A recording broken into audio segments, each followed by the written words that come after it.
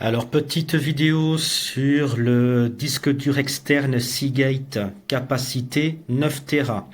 Alors, au niveau de l'esthétique, il est joli, franchement. Il est de couleur noire, noir mat. C'est pas noir brillant et c'est tant mieux, je préfère. En façade, il a une bande LED. Alors celle-ci, on peut la configurer, on peut choisir les couleurs qu'on veut et on peut choisir aussi les effets que l'on veut, hein.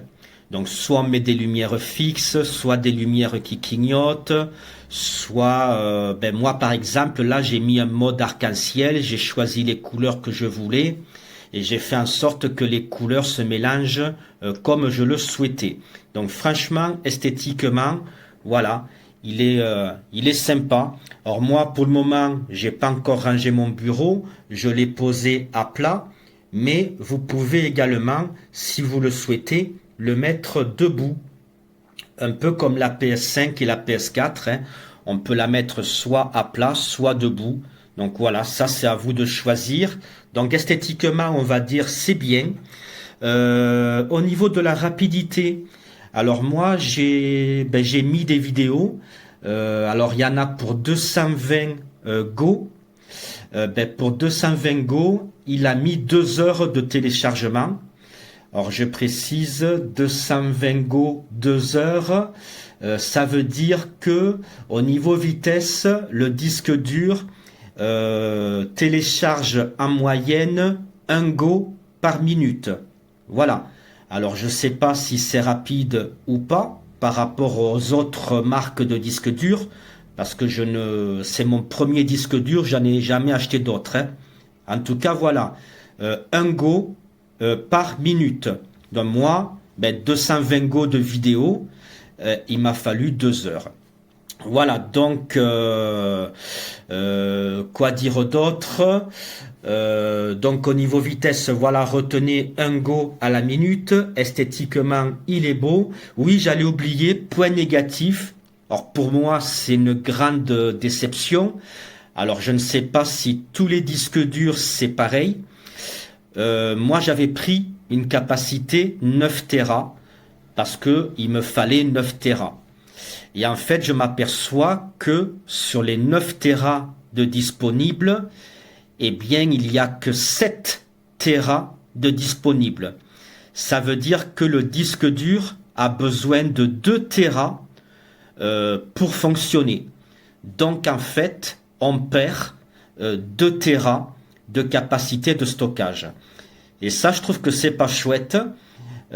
Sur les annonces, je trouve qu'il devrait y avoir une loi qui oblige les vendeurs à dire la capacité réelle, c'est-à-dire celle qui est disponible pour nous.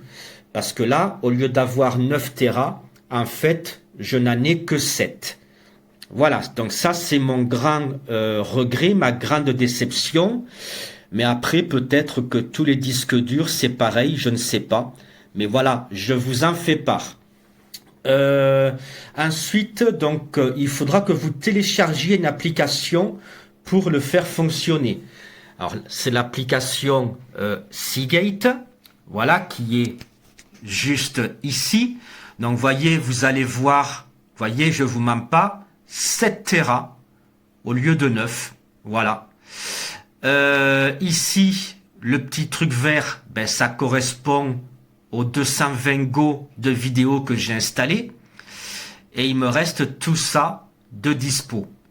Alors, le truc qui est dommage, c'est que par exemple,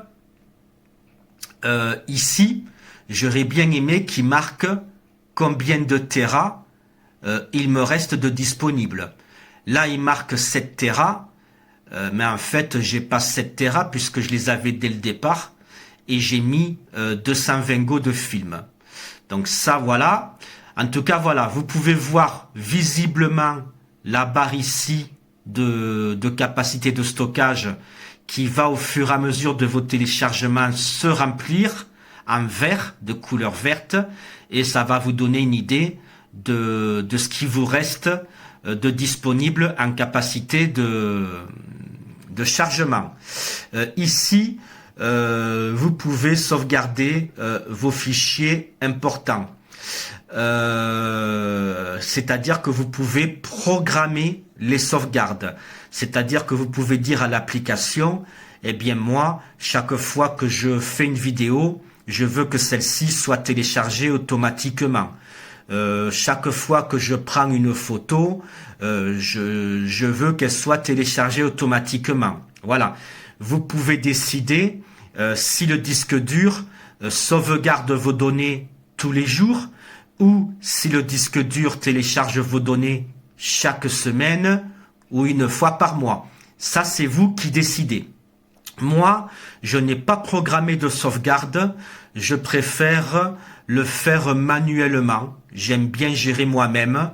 Mais si vous voulez pas vous embêter, vous cliquez ici. Alors, je le ferai pas, hein, et il va vous demander d'organiser vos sauvegardes de vidéos, de photos, de logiciels, de ceci, de cela. Et c'est vous qui déciderez si vous voulez que la sauvegarde se fasse quotidiennement ou chaque semaine ou une fois par mois. Là, c'est pour récupérer par exemple des fichiers qui se seraient éventuellement perdus. La mise en miroir, apparemment, c'est pour synchroniser des données. Voilà, créer des dossiers, c'est votre ordinateur et le disque dur qui sont en miroir l'un de l'autre. Alors ça, je vous avoue, je ne m'en suis pas servi, je ne sais pas comment on fait et à quoi ça sert exactement. Et ici, vous avez pour gérer la bande LED qui est en façade du disque dur. Donc vous cliquez dessus, vous voyez. Alors, que je me rappelle comment on fait. Donc là, on voit qu'elle est active. Je crois que c'est ici qu'il faut cliquer. Voilà. Donc vous voyez, je fais marche arrière. Donc là, on voit que la LED est active. Si je clique dessus, eh bien, je la désactive. Là, l'engrenage, je clique dessus. Je peux choisir la couleur que je veux. Ben, rouge, bleu, jaune, vert, orange, voilà. Je choisis ce que je veux. Ici, je peux choisir les effets statiques, mode pulsation, mode clignotement, mode glissé.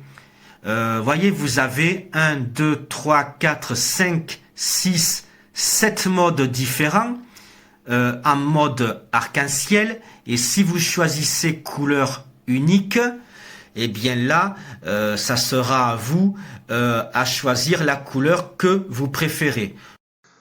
Bonjour, je vous fais la vidéo pour vous montrer comme quoi que le disque dur fonctionne bien sur la PlayStation 5. Je l'ai branché en USB par derrière, parce que devant j'en ai besoin pour brancher mon casque. De toute façon, il le recommande de le brancher derrière. Comme vous pouvez le voir, ça clignote et après quand ça travaille, je pense que c'est d'autres couleurs. Après là, ça clignote en changeant de couleur, c'est assez joli. Puis après, sur la console pour vous montrer, sur l'écran, voilà. Ça a bien été mis, il était installé, il va demander de la formater. Et voilà, maintenant, toute l'installation de jeu passera directement via ce disque dur externe et que je recommande pour ceux qui recherchent et qui ne veulent pas se ruiner à plus de 200 € pour un disque dur M2 de 2 Tera qui peut aller de 200 même à plus de 350 €, que c'est un petit peu trop exorbitant. Voilà, pour moins de 100 €, enfin, moi je l'ai payé moins de 100 € et j'en suis très content. Je vous fais cette vidéo pour vous le montrer et pour vous rassurer comme quoi que ça fonctionne très bien. Voilà, allez, à bientôt. Donc voilà. Donc là, le disque dur Seagate, comme vous voyez, est branché sur la PS5. Donc je sais pas si vous entendez, mais il y a un petit bruit qui ne devrait jamais être émis. Comme une sorte de clignotement bizarre qui fait tint, tint, tint. Et en plus de ça, quand j'utilisais ce truc, il y avait des lumières dessus. Maintenant, on peut voir que sur la PS, il n'est pas détecté. Et donc, ce produit, surtout qu'il ne vous sera pas remboursé, à moins qu'Amazon vous me dites le contraire, n'achetez surtout pas ce produit. Même si vous voyez ce logo-là, même si vous voyez ce logo, n'achetez pas ce produit. Regardez. Elle est où la lumière? Nulle part. Arnaque.